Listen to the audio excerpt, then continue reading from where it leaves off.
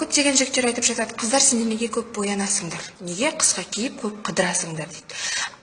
Бізге қарапайым қыздар ұнайды дейді. Бірақ сондай көп боянатын қыздардың инстаграмына кірсең, подписчиктері 10 мыңнан асып жатады. Комментариялар қазақтың, мен барлық деп айтпаймын, көптеген қазақтың жігіттерінің комментариялары кереметсің, сұлусың, ғажапсың дейді. Ал қарапайым қыздар шетте қалып кетеді. Оны көрген боянбайтын, үйде отыратын қыздар көреді, неге маған ешкім көңіл аудармайды, демек мен де солай болуым керек деп шешім қабылдайды.